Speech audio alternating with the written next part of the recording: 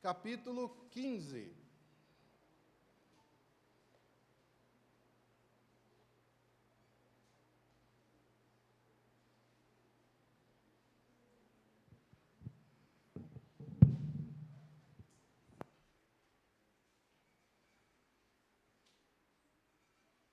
Atos, capítulo 15, leremos do verso 22 ao verso 35.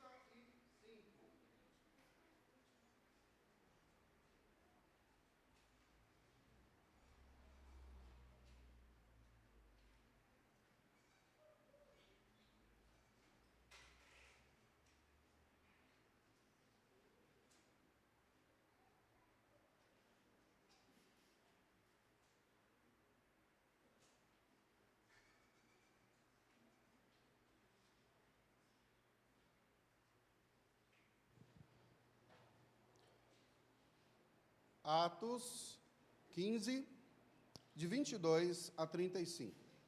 O texto diz assim: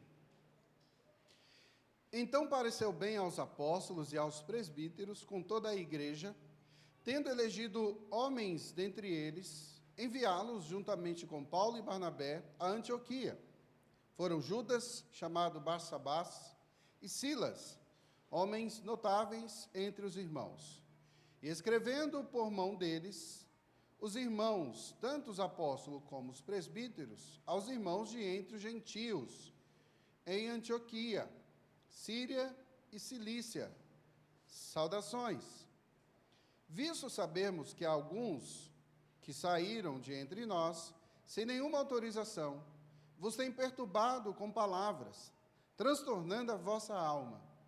Pareceu-nos bem, chegados a pleno acordo, eleger alguns homens e enviá-los a vós outros, com os nossos amados Barnabé e Paulo, homens que têm exposto a vida pelo nome do Senhor Jesus Cristo.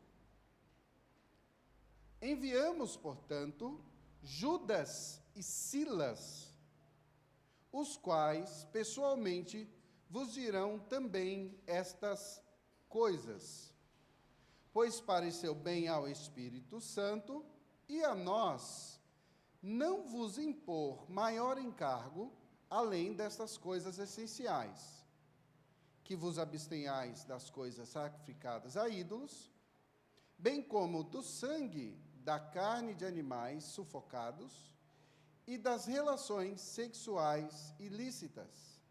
Destas coisas fareis bem se vos guardardes saúde.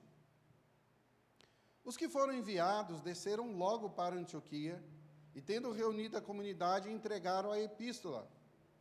Quando a leram, sobremaneira se alegraram pelo conforto recebido. Judas e Silas, que eram também profetas, consolaram os irmãos com muitos conselhos e os fortaleceram. Tendo-se demorado ali por algum tempo, os irmãos os deixaram voltar em paz aos que os enviaram. Mas pareceu bem a Silas permanecer ali. Paulo e Barnabé demoraram-se em Antioquia, ensinando e pregando, com muitos outros, a palavra do Senhor. Oremos mais uma vez. Bendito Deus, muito obrigado pela graça dispensada a nós, pecadores. E louvado seja o teu nome, porque um dia escolheste na eternidade os teus filhos, dos quais nós estamos entre eles. E celebrando, ó Deus, domingo após domingo, chegamos hoje a este dia tão glorioso, o dia de adorar o teu nome. E continuamos, ó Deus, a adorá-lo durante a segunda, a terça, a quarta e assim até o próximo domingo. Pois, ó Deus, cabe a nós assim fazê-lo, adorá-lo, pois foi para isso que fomos criados. E neste momento, reverentemente, suplicamos que o Senhor fale conosco, que o Senhor, que detém todo o poder, que o Senhor, que reina soberanamente, que o Senhor, que tem por estrado dos pés as estrelas, as galáxias, o Senhor, que nos ama com amor incrível, o Senhor, que provou este amor. E te pedimos, ó Deus, mais uma vez, derrama deste amor, dessa misericórdia, dessa graça neste momento, iluminando-nos para o louvor da Tua glória. Oramos somente no nome do Cristo Jesus. Amém. Irmãos, nesses 1 ano e meio, nesses últimos 18 meses, nós temos visto muito na TV uma discussão interessante, uma discussão, permitam-me aborrecê-los um pouco com alguns aspectos políticos. Nós temos visto uma discussão que muitos não dão muita atenção, mas deveriam, que é a discussão dos 3 poderes do nosso país, onde tem poder que está exacerbando as suas funções. Dos 3 poderes que nós temos no nosso país, o legislativo, o executivo e o judiciário. Pois é, esses 3 poderes, basicamente, eles são a ponta da lança para gerir o nosso país, certo? Mas nós somos um país democrático e permitimos, ao longo da história deste país, desse Brasilzão lindo e maravilhoso, que esses 3 poderes exercessem autoridade sobre nós. E quando há esse desequilíbrio desses 3 poderes, e eu estou dizendo de forma dos 3 poderes civis do nosso país, né, que está sobre nós, que deve ser respeitado, que deve ser defendido, que deve ser, por nós, motivo de orgulho. Esses que estão sobre nós devem ser obedecidos, ok? No entanto, quando há um déspota no poder, nós sabemos que não é bem assim que acontece. O déspota é aquele que chama todo o poder para si e não compartilha do sistema do qual nós bem defendemos e lutamos muitos anos para que chegássemos a ele, a tão sonhada e, de certa forma, utópica democracia. O que eu quero dizer com isso é que Deus estabeleceu esses poderes do jeito que estão, e nós devemos ser submissos a eles. Sendo submissos a eles, nós estamos glorificando a Deus. Só iremos nos posicionar contra os poderes estabelecidos por Deus, tendo o presidente da República como seu líder maior, seria equivalente à monarquia, o rei, se este for contrário à Carta Magna do nosso país. E nós temos visto o burburinho, nós temos visto as discussões, nós temos visto as injustiças acontecendo, sobretudo por um aspecto muito importante. A hierarquia não tem sido respeitada. A organização não tem sido respeitada. A democracia, como nós bem sonhamos, não tem sido respeitada. O que acontece quando hierarquia é bem estabelecida e aceita por todos num contrato social, que é o que nós fazemos, né? Quando nós vivemos e aceitamos a liderança que vem do nosso país. O que acontece quando isso é desrespeitado? O que acontece quando a hierarquia não tem por princípio nenhum, senão apenas chamar atenção para o poder que A, B ou C tenha. O que acontece quando nós tendemos a abraçar esses erros de uma forma irresponsável, porque quem está liderando, está no poder, é quem nós queremos ou quem nós defendemos. O que acontece se lá na empresa, você tem o dono da empresa que isolado lá no seu escritório, geralmente bem longe dos outros, dos seus funcionários, delega poderes a um gerente, esse gerente a um supervisor, esse supervisor a um líder direto a você. E essa hierarquia é bagunçada ou invertida por algum motivo, por qualquer motivo que seja. O que acontece?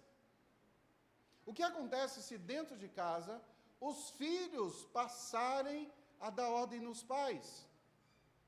Ou de forma inequívoca, os pais, vamos dizer assim, de forma irresponsável, estabelecer que dentro de casa é uma democracia, que não é. O mais próximo dentro de casa, nós temos, o mais próximo do relacionamento seria de uma monarquia, onde o pai e a mãe conduzem o lar e os filhos obedecem. Simples assim. Contrariamente ao que temos visto sendo ensinado pelo Brasil afora, pelo mundo afora, dá-se essa liberdade. Vamos discutir os assuntos aqui, vamos ter uma reunião de família, agora todos têm direitos iguais. Sinto muito, queridos, mas isso não está na Escritura, isso não faz parte de uma boa prática. É diferente de você ter diálogo e conversar com seus filhos, de abertamente permitir que seus filhos falem, não calar de forma arbitrária o seu filho, mas conduzi-lo de forma que eles entendam quem manda aqui, de forma bem simples, é meu pai e minha mãe. Na ausência de um, o outro deve ser. Daí a importância do equilíbrio. O que acontece se nós passarmos a olhar a hierarquia como algo ruim? Vocês sabiam que seus filhos estão sendo inundados diariamente com esse pensamento de que você tem direitos e que as crianças devem exigir seus direitos dentro de casa? Vocês sabiam que estão ensinando seus filhos, direta e indiretamente, e eu presenciei isso na última quarta-feira, em que uma professora, vociferando palavras de baixo calão, incitava os alunos entre 15 e 17 anos a serem subversivos. É interessante perceber, queridos, que hierarquia é muito importante. A hierarquia bíblica, a hierarquia que faz sentido. Não como que um ser humano é melhor e mais importante que o outro, apenas compreendendo que há funções diferentes. Sobre o líder da nação recai um poder e uma responsabilidade muito grande. Sobre o dono da empresa, o gerente da empresa, o supervisor, o líder do chão de fábrica, que seja, recai cada um deles uma hierarquia e um poder. Dentro de casa, recai um poder sobre o pai, que deve pastorear a sua família e conduzir os seus filhos para o bem da família. Irmãos, nós precisamos entender a importância de organização, de hierarquia, de uma boa condução que conduz a Deus, a uma adoração a Deus de uma forma coerente e bíblica. Olhando para o texto, na introdução, nós já pulamos e já fizemos muitas aplicações. Mas eu gostaria de compartilhar isso com vocês, porque é uma crise que a gente tem vivido, de liderança e hierarquia. É algo terrível que constantemente a gente tem sido atacado. Sobretudo, a imagem masculina. Eu não sei se vocês perceberam, provavelmente, e há anos a gente faz isso, nós não celebramos, não mandamos Feliz Dia das Mulheres no dia 8. E não tem problema nenhum, tá? Você que fez isso, não tem problema nenhum. E tem alguns motivos. Esse dia que deveria, de fato, ser celebrado, porque a mulher é tudo isso e muito mais. Mas não a partir de um conceito de ideias políticas que estabelecem essa celebração para afrontar o que está estabelecido e que tem no seu nascedouro a Escritura, a liderança da família, o papel de ser provedor, protetor da família. E é por isso que a gente não dá bola. Mas nós temos cada vez mais essa pressão para a gente celebrar essas comemorações na igreja, sendo que não tem relação nenhuma com uma boa prática. O princípio, para os desavisados, é legal. Que absurdo, pastor, por que não celebrar o Dia das Mulheres? Como bem o próximo, um feriadinho que vem aí, né, dia 1º de maio, são aspectos meramente políticos e humanos, e que tem sido desvirtuado, e que tem sido constantemente, insistentemente, afrontado a palavra de Deus. E a gente não liga muito para isso, porque, de forma irresponsável, nós tendemos a pensar que esse negócio de política, de liderança, de religião, não se discute. E assim, aqueles que não caminham com a verdade vão avançando e assumindo esses lugares. Eu bem falei aos irmãos há algum tempo aqui da importância de você se candidatar para os cargos que tem no seu bairro, da associação de moradores, do conselho tutelar. Conversa depois com alguns irmãos aqui da igreja, o que é viver debaixo do jugo do conselho tutelar aqui do Itaim Paulista. Pervertidos, ímpios, que odeiam a família e que estão à caça de pais que estão educando seus filhos. Se você não passou por isso ainda, experimente tirar o seu filho da escola por 1 semana ou 2. Comece a rejeitar essas regalias que esse tal governo tem oferecido. E você vai perceber, em breve, alguém batendo na porta da sua casa. Cadê o seu filho? Deixe de bater o ponto para esse pessoal e você vai ver. Você ir no posto de saúde e você não ser atendido. De você ter direito a um documento de identidade ou qualquer outro e você não receber. Sabe o que é isso? O mundo tomando conta dos lugares e a gente fica nessa ideia de não vamos, discutir política, isso é bobagem, isso é besteira. Não vamos, política e religião não se discutem. Discute sim. Devemos. E de forma sóbria buscar argumentos aonde? Na Escritura. Vamos entender um pouquinho. Porque nós chegamos até essa crise de hierarquia, de um bom relacionamento, da gente compreender a partir do texto sagrado. Vamos relembrar o que está acontecendo aqui. No último domingo, nós vimos os 4 defensores da salvação pela fé em Cristo Jesus. Esses 4 defensores, Paulo, Barnabé, Pedro e Tiago, recebem uma carta da igreja de Antioquia e vão tratar do assunto. Qual era o assunto? O assunto era que para ser membro da igreja, para ser recebido na igreja, aqueles irmãos que eram gentios, ou seja, não judeus, eles precisavam vir para a igreja, ser batizado, crer em Jesus e depois ser circuncidado. É a mesma coisa se nós, a partir de hoje, desse a louca no pastor da igreja aqui, e eu dissesse assim, olha, não é suficiente apenas mais o batismo. Agora, nós vamos ter que fazer uma outra cerimônia à luz do Antigo Testamento. Completamente fora de ordem. Eu exigisse isso, por exemplo, da Fernanda e do Fernando e da Karina. Então, era isso que estava acontecendo. Então, chega-se essa reclamação lá na igreja de Jerusalém, seria a igreja sede, vamos dizer assim, a autoridade máxima da religião lá, e o que acontece? Esses irmãos agora são representados por essa carta, os que defendiam essas ideias, e Paulo e Barnabé vão defender a ideia de que a fé é somente pela graça em Jesus Cristo. E há um debate. e os 4 falam. Provavelmente Paulo falou em nome de Barnabé, e depois Pedro, depois Tiago.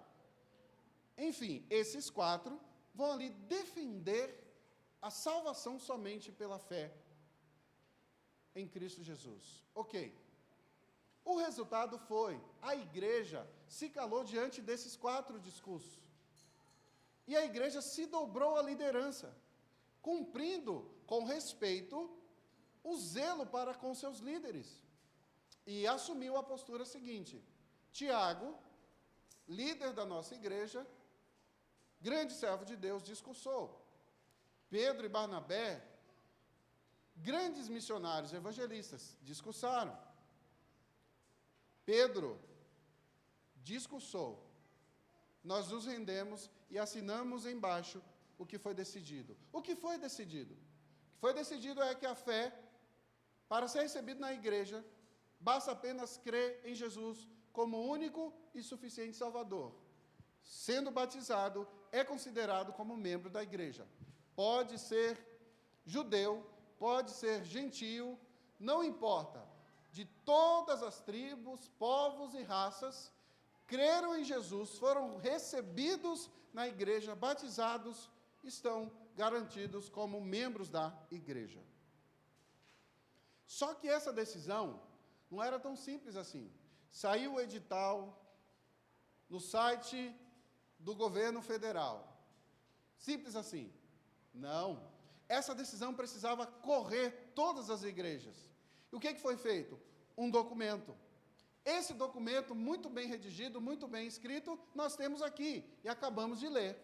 E esse documento é enviado a essas igrejas. É isso que está acontecendo aqui. E hoje veremos as consequências dessa reunião, desse concílio lá em Jerusalém, e como os irmãos receberam esse documento. Entenderam?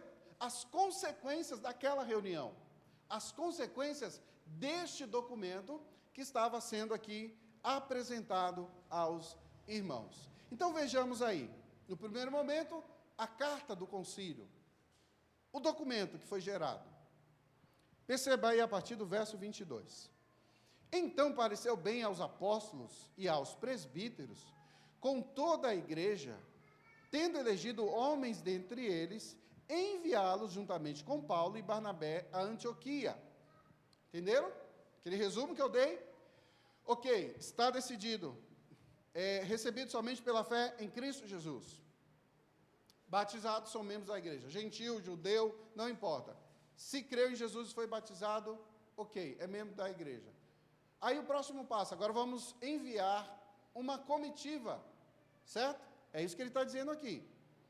Nós vamos enviar a decisão a Antioquia. Verso 22 ainda, na segunda parte. Juntamente com Paulo e Barnabé, a Antioquia, foram 2 irmãos, Judas, chamado Barsabás, e Silas, que é o mesmo Silvano. A respeito de Judas Barsabás, a gente não sabe, não tem muitas informações. Apenas que pode ser ele irmão ou da família de José Barsabás, que vai ser apresentado em outro momento da Escritura. Mas o que nós vamos encontrar aqui, basicamente, é isso. Essa comitiva agora, de provavelmente 4 homens, que vão com um documento na mão.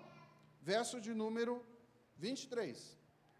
Escrevendo por mão deles, os irmãos, tanto os apóstolos como os presbíteros, aos irmãos de entre os gentios em Antioquia, Síria, Cilícia, saudações.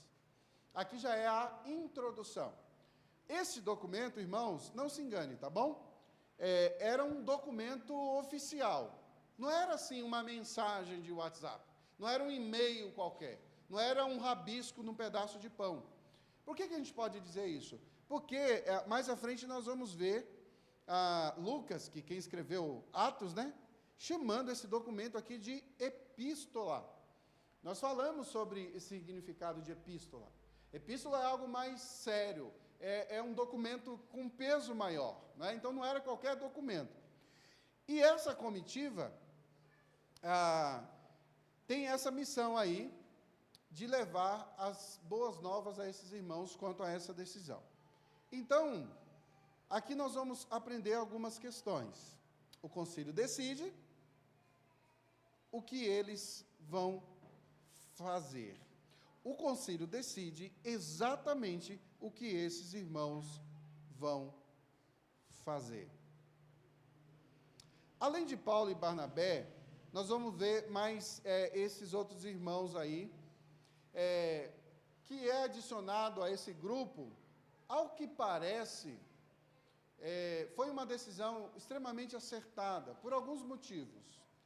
Ao que me parece, você tem Paulo e Barnabé discutindo com os irmãos lá a respeito de um assunto. Eles eram interessados, havia conflito de interesses ali, né? Então, ele precisava ter a autoridade da igreja, e para isso, nós temos aqui o concílio da igreja mandando ir mais 2 irmãos para fortalecer, firmar ainda mais a decisão. Porque imagine o seguinte, Paulo e Barnabé saíram de lá dizendo que vocês estão errados, não é assim. Aí depois de um tempo eles voltam e dizem assim, olha, tem uma carta aqui, ó, tá vendo? Dizendo como tem que ser feito.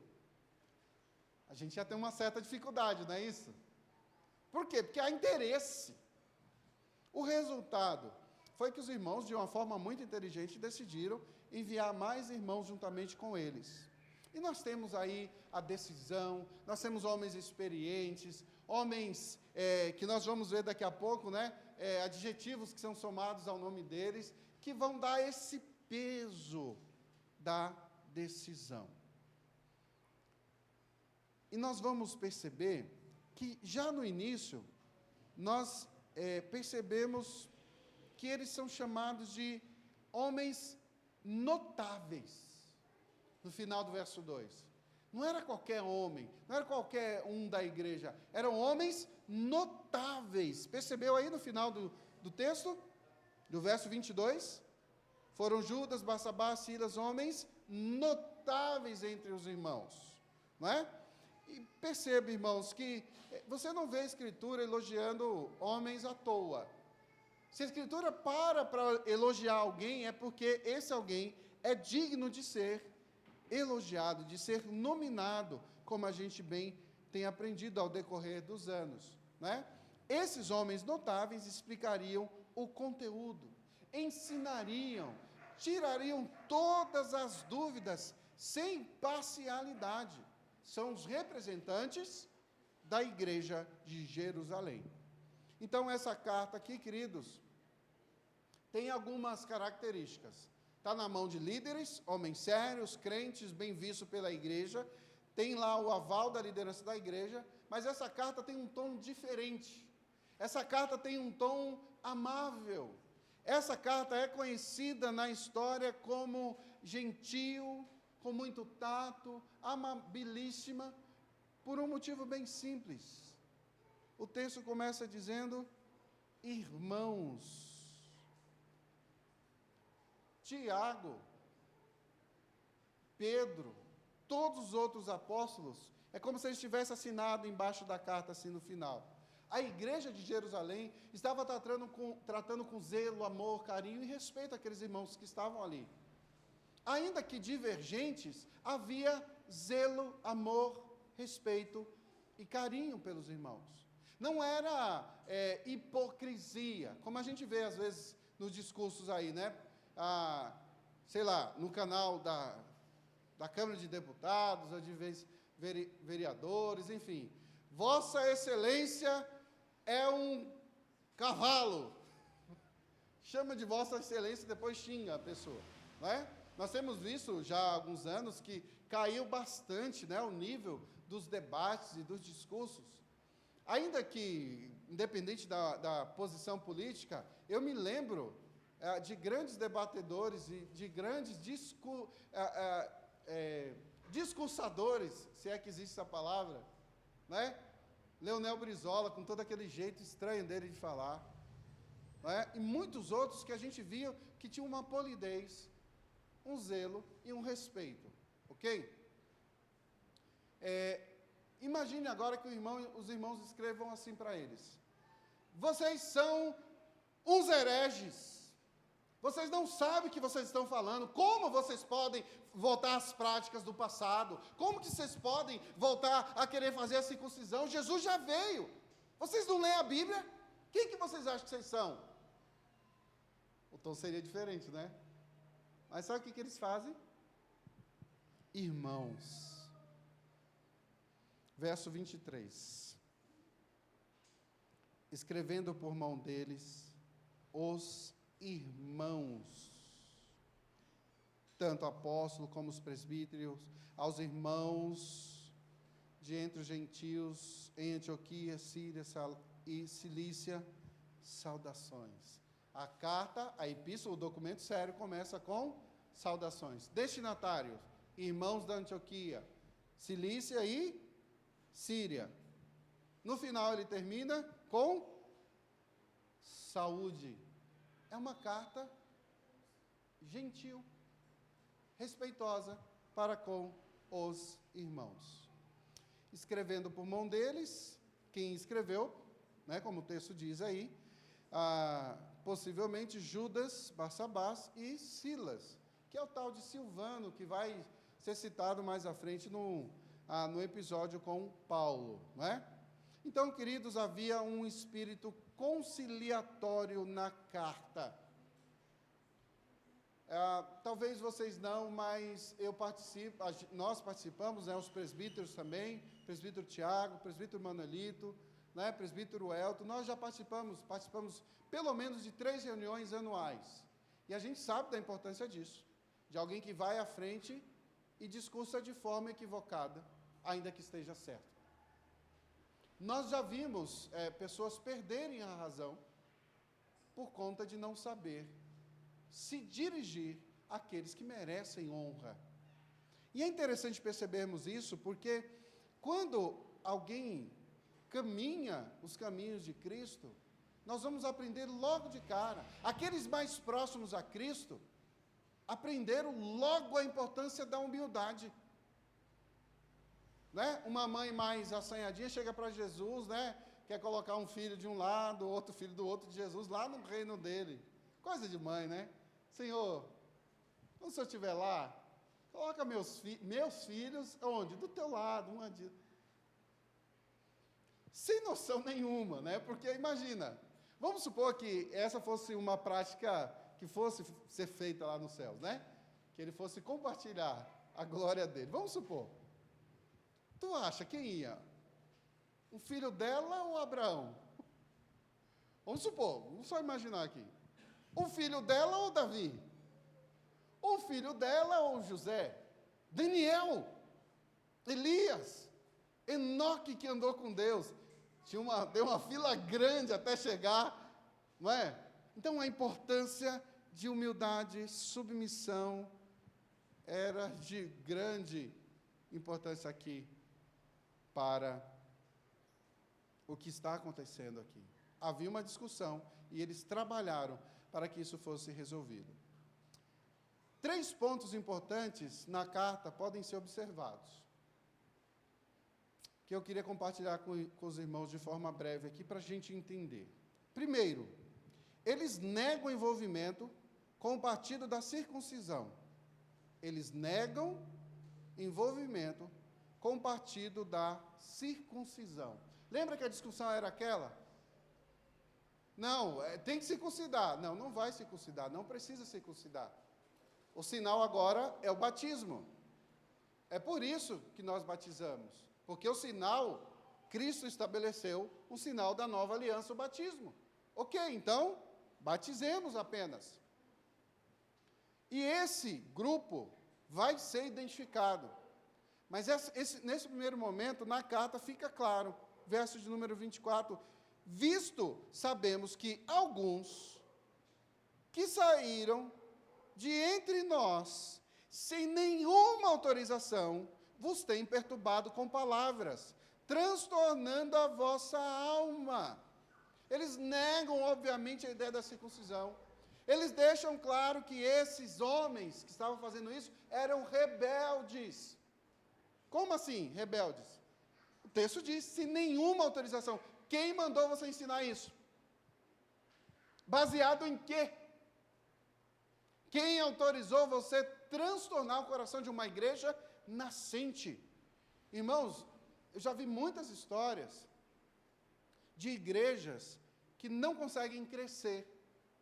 Igrejas que vão ser eternas congregações minúsculas. Sabe por quê?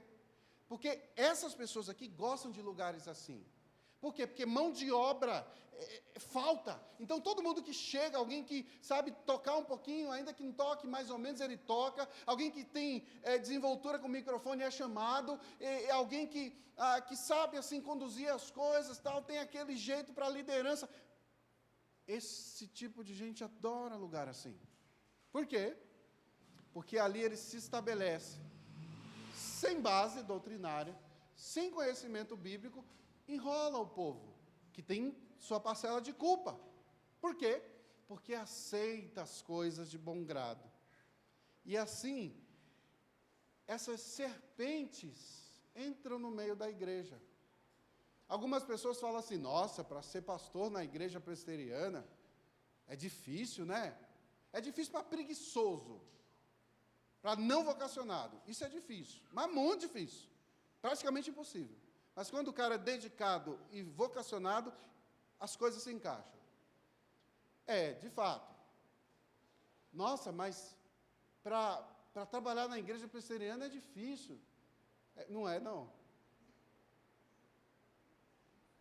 Em um ano, um neófito, uma pessoa que não tem conhecimento bíblico doutrinário, não conhece, no nosso caso, os símbolos de fé, a fé reformada, ela pode estar no conselho da igreja.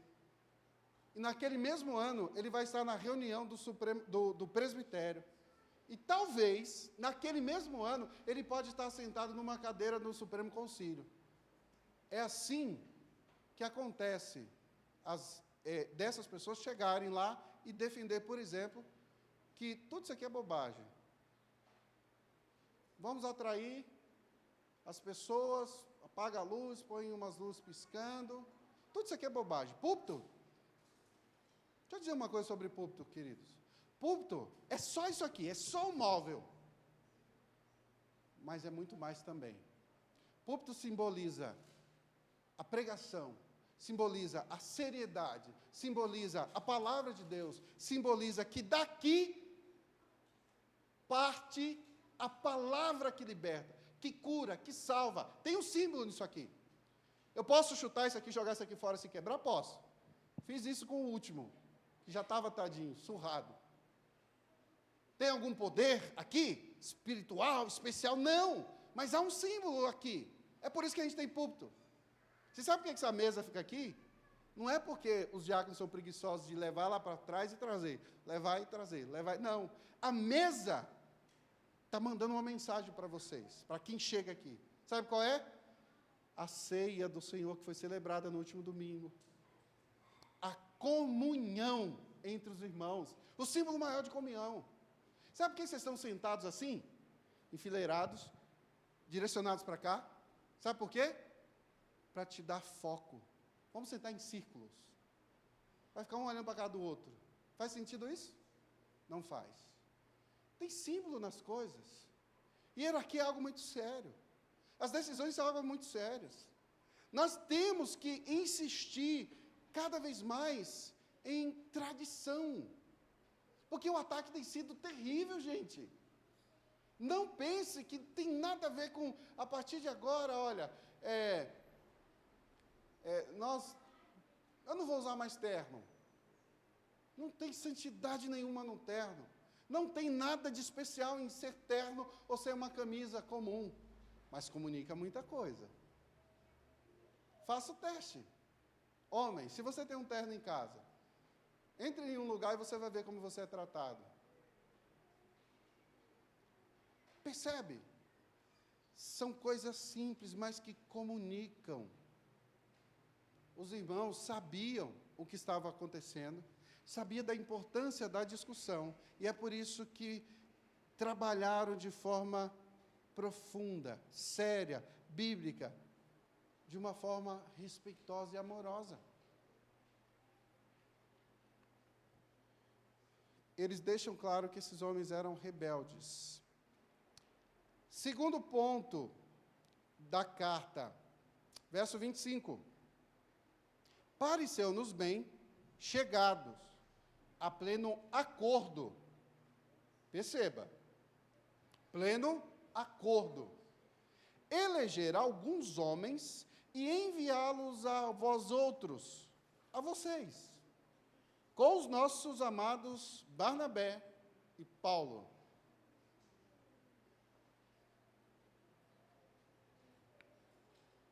Olha que coisa interessante. A carta, o conteúdo da carta, está dizendo que os irmãos deixaram bem claro que Judas e Silas e Paulo e Barnabé tinham todo o apoio da igreja. Esse é o conteúdo da carta. Primeiro momento, eles negam o que estava sendo feito ali e condenam a postura daqueles rebeldes. Segundo momento, eles dizem: nós estamos enviando alguém, um grupo, tá bom? Sabe aqueles caras que estavam no meio de vocês, transtornados, deram dor de cabeça para vocês, estavam querendo infligir sobre vocês uma prática que não é mais necessária, e isso trouxe grande dor e preocupação para vocês? Ok, esses caras nós não reconhecemos, mas vamos mandar um grupo que nós reconhecemos. Aí nós temos Judas, Silas, Barnabé e Paulo. E o verso 25 deixa claro: pareceu-nos bem chegar a pleno acordo, ou seja, pleno acordo aponta para uma unanimidade. O que eles decidiram foi a igreja toda que decidiu. Tá certo, Tiago, é isso aí. Você tem razão. Tiago usa o argumento apostólico, o argumento profético, junta tudo aquilo e diz: olha, é bom que vocês não façam assim, mas façam assado. Nós vamos chegar lá. Terceiro, verso 28. Anunciaram essa decisão unânime e anunciaram esses irmãos de uma forma diferente. Olha como eles falam de Silas, Judas. No primeiro momento, chegados a pleno acordo, eleger alguns homens e enviá-los a vós outros, com os nossos amados Barnabé e Paulo. Por que a importância disso aqui? Barnabé e Paulo eram os caras que estavam brigando com eles. Agora eles voltam com a chancela da igreja de Jerusalém, dizendo que eles são amados. E que, portanto, mereciam isso que eles estavam falando aqui, esse zelo. Olha o verso 26. Homens. Eles não somente chamam Barnabé e Paulo de amados, querido. Podia ser uma demagogia, uma falsidade, né? Mas não, olha só. Homens, 26, que têm exposto a vida pelo nome de nosso Senhor Jesus Cristo. Esses não são quaisquer homens. Esses são aqueles que estão exposto à vida, por amor de Cristo. Eles têm dado a sua vida a pregar o Evangelho, eles anunciam a salvação, eles, se até for para morrer, eles morrem. Se for apedrejamento, que venha o apedrejamento. Se for espada, que venha. Se for leões, venham. Mas eles se dedicam, expõem a vida pelo nome de nosso Senhor Jesus Cristo. São esses homens que estão carregando o documento que eu envio a vocês. E não somente isso, mas eles também, eles dizem que pareceu-nos bem ao Espírito. Olha o verso de número 28. Pois pareceu bem ao Espírito Santo e a nós não vos impor maior encargo além dessas coisas essenciais. Pareceu bem ao Espírito, pareceu bem a nós. Homens guiados por Deus, homens guiados pelo Espírito Santo, levando um documento santo para apresentar a irmãos santos. Homens de amor, empatia, simpatia e comunhão, levando um documento simpático, amoroso e de comunhão, para apresentar uma igreja simpática, amorosa e de comunhão que estava com dúvida. Resultado, conclusão da carta, queridos. Nós vamos perceber que expressa mais uma recomendação do que uma ordem. Eles tinham autoridade para isso, mas eles decidem simplesmente fazer assim. Irmãos, pareceu-nos bem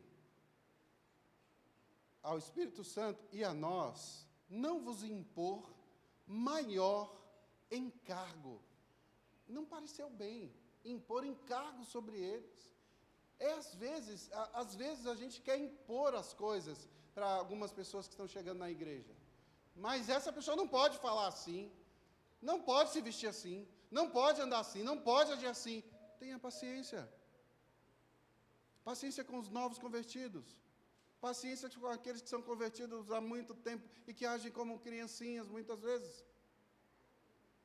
Hoje, na hora do almoço, conversando com a minha filha, ela chegou a essa conclusão de que tem pessoas que, mesmo mais velhas, agem como crianças. Uma menina de 13 anos. E, às vezes, a gente não consegue entender isso. E o que a gente faz com essas pessoas? Excomunga. Ignora. Humilha. É isso? Não é o que a carta diz para nós aqui. Ainda que seja recorrente, o que a gente faz? Paciência. Ama.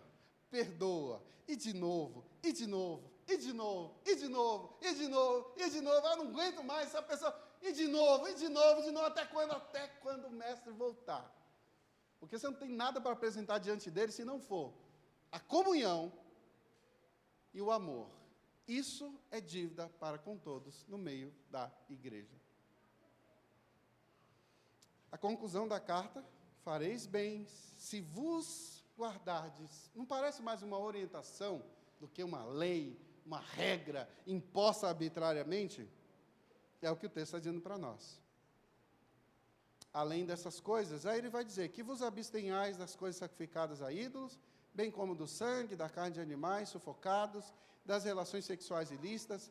Dessas coisas fareis bem se vos guardardes. Aí ele termina com saúde. Ele termina lá com o final, no início, irmãos, saudações. Irmãos, saúde, ele termina a carta. Entendendo ainda as consequências da carta. Nós vimos o concílio, a carta, agora as consequências da carta. Depois de deixar claro o conteúdo da carta, Lucas, quem está escrevendo Atos, né?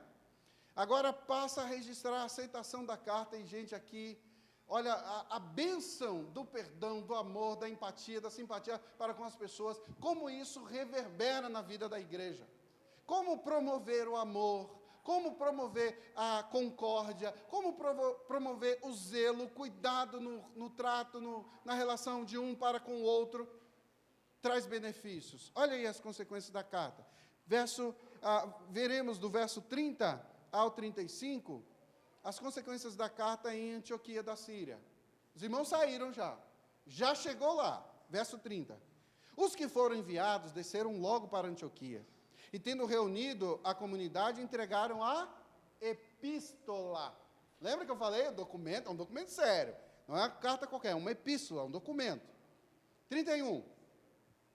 Quando a leram, sobremaneira se alegraram pelo conforto recebido. Olha como os irmãos receberam. O bicho estava pegando lá, foi uma confusão sobremaneira. Pastor, você está exagerando. Então, não. Se você voltar lá no início do capítulo 15, você vai ver que o bicho estava pegando aqui. Verso 2 do capítulo 15 diz assim: tendo havido da parte de Paulo e Barnabé contenda e não pequena discussão. O bicho estava pegando. A dúvida só para Jerusalém. A carta volta e como é que os irmãos recebem aqui? Com grande alegria. Porque chegaram a eles uma decisão bíblica, santa, de homens sérios. Não eram moleques. Não eram aventureiros. Perceba. Verso de número 30, vai deixar muito claro, eles ficaram felizes pela resposta. Verso 32, eles ficaram um tempo sendo pastoreados. Olha só, irmãos, a consequência disso, Judas e Silas ficaram um tempo com eles. Olha que beleza, verso 32. Vou começar do 31, para não perder a lógica aqui, da sequência. Quando a leram, sobremaneira se alegraram pelo conforto recebido. Judas e Silas, que eram também profetas, olha só, o texto agora está dizendo que não eram somente homens notáveis, mas profetas. Consolaram os irmãos com muitos conselhos. Os pastores que vieram de Jerusalém, da igreja de Jerusalém, veio nos confortar, nos consolar. E os fortaleceram. Olha aí o verso 32. Coloca aí, irmão, na tela aí. Verso 32. Olha a beleza. Lucas 15, 32. Quando a gente entende do que aconteceu aqui, com muitos conselhos e fortaleceram os irmãos, era a igreja que nasce avançando. Os irmãos estavam unidos num propósito, tinham divergências, sim, é normal. Não somos máquinas. Eu penso azul, o outro pensa amarelo, o outro pensa verde, não, verde nunca. O outro pensa vermelho, vermelho também não. Vocês entenderam? Mas quando há foco na Escritura, no amor, no zelo, na postura cristã, as coisas acontecem. Verso 33. Tendo-se demorado ali, eles ficaram muito tempo pastoreando, cuidando da igreja, cuidando do povo. Tendo-se demorado ali por algum tempo, os irmãos os deixaram voltar em paz aos que enviaram. A controvérsia cessou, acabou a briga. Nunca mais teve briga e a igreja viveu em paz para sempre. É verdade isso? Não é. Deve ter tido outras brigas. Com certeza. Considerando que alguns ainda estavam lá, com certeza teve briga. Mas a grande questão é, o assunto aqui foi resolvido. E louvado seja Deus por isso. Verso 35. Paulo e Barnabé demoraram-se em Antioquia, ensinando e pregando, com muitos outros, a palavra do Senhor. Algo interessante aqui, com muitos outros. Enquanto Silas e Judas pastoreavam um grupo, Paulo e Barnabé se reuniam com outros. E a palavra que surge aqui, ensinando e pregando, é basicamente evangelizando. Quando a gente estuda o texto lá, o texto original, a gente vai encontrar que Paulo e Barnabé continuaram evangelizando e pregando o evangelho, e anunciando, e pregava de novo, e as pessoas iam se convertendo, a igreja ia crescendo, e o amor disseminado, e Jesus ia sendo pregado, ensinado, e o evangelho se espalhava. Segunda consequência, Síria e na Cilícia, do verso 36 ao verso 40, e entraremos aí na segunda viagem missionária, o que teremos no próximo domingo, se assim Deus permitir. Percebeu a importância, gente? Esse breve relato pode ser, no primeiro momento, visto assim como uma narrativa. Já tinha olhado para Atos capítulo 15 dessa forma? Com certeza você já leu a viagem missionária. Mas você já tinha olhado desse jeito aqui? Que pode passar uma narrativa assim, dos eventos e ponto final. Mas podemos aprender, queridos, grandes verdades nesse evento. Como eu tenho me esforçado aqui para apresentar aos irmãos. Vou trazer à tona algumas delas aqui. Além de tudo que nós falamos, uma verdade que surge também aqui é que precisamos entender que a doutrina da salvação é algo muito, mas muito precioso e deve ser ensinada, defendida, explicada, repetida, quantas vezes for necessário. A doutrina da salvação em Cristo Jesus, a soteriologia, como nós chamamos na teologia, precisa ser recorrentemente ensinada. Tem gente que está na igreja há 10, 15, 20, 30 anos. Você pede para explicar o plano da redenção, ela não consegue. Nós somos pecadores. Deus teve misericórdia de nós, enviou o seu Filho, Ele morreu, ressuscitou e vai voltar. E o que eu tenho a ver com isso? Creia nele para você não ir para o inferno. Simples assim. A pessoa não consegue. Querido, a gente tem que ensinar teologia todos os dias. Pastor, eu não fiz seminário. Você tem uma Bíblia em casa?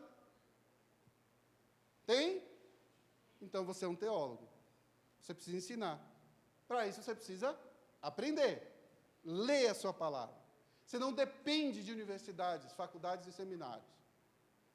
A Escritura revelada a você, a revelação especial que traz a nós a vontade de Deus, ela é a palavra de Deus, como a gente aprendeu de manhã na escola dominical. Essa é uma das verdades que a gente pode aprender aqui. Os irmãos estavam brigando por quê? Por causa de opinião boba? Eu torço para o Palmeiras. O problema é seu. Não resisti. E o pior é que o número está crescendo no nosso meio. Que raiva. A gente tem que evangelizar mais lá para o lado de Itaquera. É isso que eles estavam dizendo? Não era. Era algo sério, a doutrina da salvação em Cristo Jesus. Somente Cristo. Solos Cristo. Não tem José, não tem Maria, não tem João, não tem seu pai, não tem sua mãe, não tem tradição, não tem nada. É só Jesus que salva. É só Ele que liberta, que cura, que transforma. É na fé em Cristo Jesus que você vai encontrar alívio para as dores, para as mazelas da alma, para a dor no coração. Não é no divã do psicólogo, não é no escritório do médico, não é através de remédio. É só Jesus que pode trazer o alento para a alma. E é isso que eles estavam fazendo aqui. Não acho que era uma coisa simples e boba. O mal foi combatido com conhecimento bíblico, humildade, amor ao próximo e empatia. Segunda verdade é que a comunhão é uma questão de amor cristão, gente. A comunhão é uma questão de amor cristão. Não existe igreja sem comunhão. Se por qualquer motivo isso foi rachado, destruído no seu coração, você precisa resolver isso. Não pode se aproximar dessa mesa aqueles que estão com seus corações empedernidos e não conseguem perdoar o outro, nem conceder, nem ir atrás. Pastor, é muito difícil. Pastor, quem disse que ia ser fácil? O Senhor Jesus deixou claro. Não é algo simples. Está preocupado com as suas coisas? Vai ver as suas coisas. Deixa eu enterrar meus pais primeiro. Ok, vá, que eu estou indo. Mas eu vou fazer tal coisa. Vá fazer. Senhor, mas e se eu fizer a lei? E se eu... Não tem se. Siga-me. E quem quer me seguir tem que carregar a sua cruz. A responsabilidade multa. De um lado e de outro, é caminhar nessa direção. Do perdão, do zelo, do amor, da proximidade, ainda que rasgue o seu coração, ainda que doa pela sua postura enganosa, ainda que o seu orgulho não permita, ele afogue em lágrimas e raiva de toda a situação, você precisa entender a importância desse perdão. Porque senão é uma vida incoerente, porque o maior exemplo de perdão foi dado e apresentado a nós pelo Cristo. E por último, o concílio de Jerusalém teve duas vitórias. A vitória da verdade, ao confirmar a graça do Evangelho, ao confirmar a fé, ao confirmar a salvação em Cristo Jesus somente. E sabe qual foi a outra vitória, irmãos? A vitória do amor, preservando a comunhão entre os irmãos. O bicho pegou, mas a palavra, o amor e a graça sobressaíram. É bom demais ver quando isso acontece, não é? É bom. É bom demais ver quando o amor entre os irmãos, a comunhão é celebrada efetivamente. Quando a gente joga fora todos os nossos pressupostos, quando a gente deixa de ficar, mas eu gosto disso, eu gosto daquilo, mas falou que o meu cabelo ficou feio, minha roupa, não, porque discordei disso, discordei daquilo, ok. Somos seres dinâmicos, variados em opiniões, e isso é normal, mas nós não podemos esquecer de que sem essa postura de amor e perdão não dá para continuar. Não dá. Pastor, eu já tentei várias vezes. Vou te dar um exemplo só, de amor abnegado, para a gente encerrar. A conclusão, tá? Porque tem aplicação ainda. Números 12, 3. Números, já leu Números recentemente? Números conta o momento em que Miriam e Arão começam a falar mal de Moisés, afrontar Moisés. Já não bastava mais quase 2 milhões de pessoas que estavam no pé de Moisés. Uma loucura, Moisés liderando tudo sozinho, não elegeu pessoas, precisou o sogro dele depois falar para ele assim, olha, tu tem que dividir aí, cara, divide o peso, delega pessoas. Ele não estava nesse momento ainda, e aquela correria, aquela coisa toda, e eles começam, Miriam e Arão começam com uma conversinha fiada e dizem assim, você vai casar com essa mulher? Já pensou? Moisés casou com essa mulher? Depois eles emendam o real motivo, porque eles estavam querendo. Não fala Deus também através de nós? Nós também não somos profetas do Senhor? É mais ou menos assim. Deus não fala só com Moisés. A gente quer também um destaquezinho. A gente quer brilhar também, né? A gente quer aparecer também. Tem gente que acha que, né? Só porque não está brilhando, não está pegando no microfone, não está aparecendo, tem algo errado. Eu preciso brilhar também. Queridos, geralmente quem brilha recebe mais pedradas, né? Nossa, que filosofia horrorosa da internet. A grande questão é, sabe qual era o problema deles? Estava com inveja do irmão. Sabe quem foi em defesa de Moisés? O próprio Deus. Sabe o que Deus fez? Amaldiçoou Miriam com uma lepra terrível. Sabe o que aconteceu? Arão arrependido disse, Moisés, Senhor, por favor, interceda pela nossa irmã, para que ela não morra. Perdoe, a gente fez bobagem, a gente não deveria ter falado isso. Deus, Moisés, intercede. Isso é amor abnegado, isso é mansidão, isso é um coração que reconhece, ok, meu irmão errou, irmão duplo, na fé e de sangue. A mesma Miriam que, né? Próximo a Moisés, gente. De onde vem a dor da facada? De um estranho ou de alguém que a gente ama? É por isso que dói tanto. Por isso que é difícil lidar. Porque deveria ser um aspecto de amor. Resultado: Deus perdoou pela intercessão de Moisés, que não titubeou, falou com Deus, Deus disse assim, ok, mas ela vai ficar 7 dias com lepra. Depois de 7 dias ela pode voltar. Enquanto ela não voltar, se você lembra de Levítico, né? Ela tinha que ficar longe de todo mundo porque ela estava com lepra. O acampamento não podia levantar e ir embora. 7 dias o povo teve que ficar esperando Miriam. Por quê? Porque ela estava com lepra. Por quê? Porque falou mal do irmão. Por quê? Porque queria brilhar. E Deus diz assim, Moisés, eu falo com ele boca a boca. Moisés é meu profeta. Moisés foi eu que estabeleci.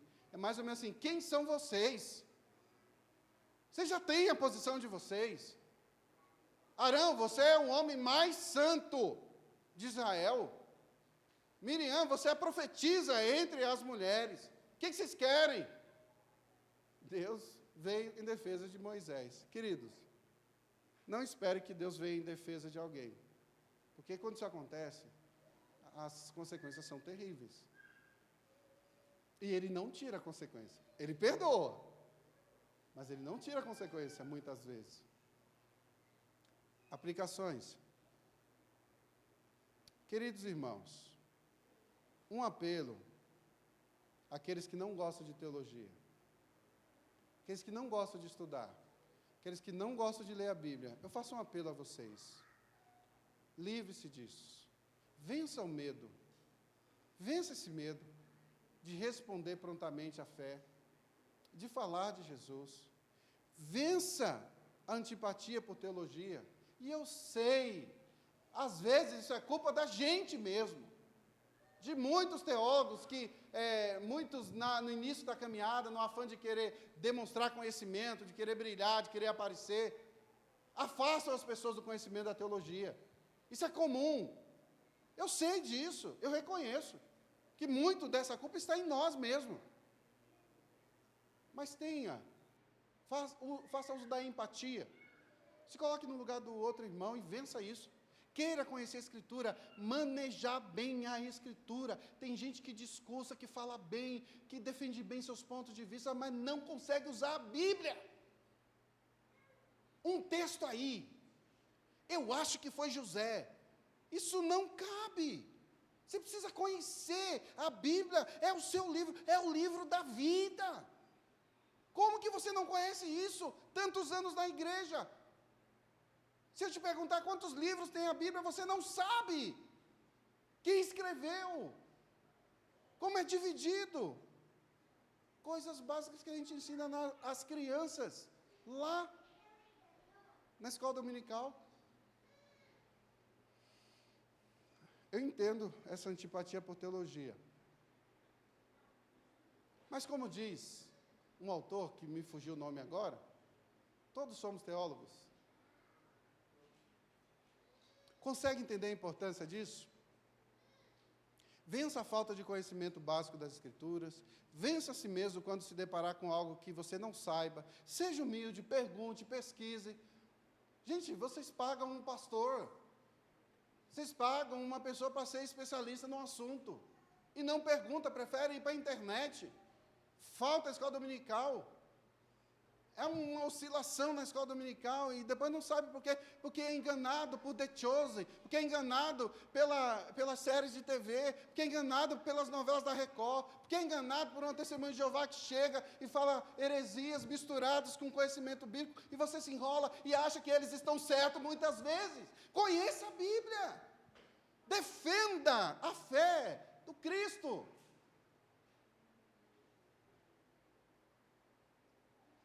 Vença a si mesmo quando se deparar com algo que você não sabe.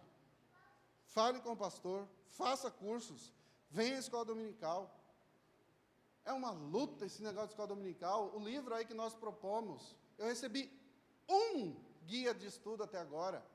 Vocês não estão lendo o livro, vocês não estão lendo a Bíblia. Depois fica difícil.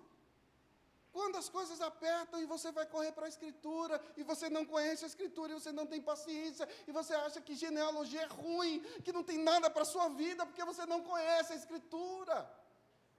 Queridos, olhe para esse livro, para essas folhas como fonte de vida, que te alimenta, que te traz o ar, que te traz um fogo para você continuar, e que você ignora. Ame os seus oponentes de opinião. Isso serve para tudo na vida. Até para aquela pessoa que você diverge lá no trabalho. Vença pelos meios cristãos. Amor, perdão, empatia, simpatia. Problemas são resolvidos com submissão à liderança, hierarquia, respeito. Cargo de pastor nunca foi mais importante que ninguém, apesar de que muitas denominações acham, apesar que mesmo no nosso meio tem gente que acha que o pastor fulano de tal é mais santo, que o pastor Alain é melhor que o outro. Não é, nós somos todos iguais, todos balizados, nivelados sobre a máxima, todos pecaram e carecem da glória de Deus. Problemas são resolvidos com submissão à liderança. E por último, queridos, rebeldia nunca acaba bem. Rebeldia nunca acaba bem. Em momento nenhum, a rebeldia, sobretudo no meio cristão, acaba bem. Que Deus nos abençoe e que nos ajude nessa caminhada difícil que é sermos cristãos verdadeiros. Curve sua cabeça e vamos orar mais uma vez.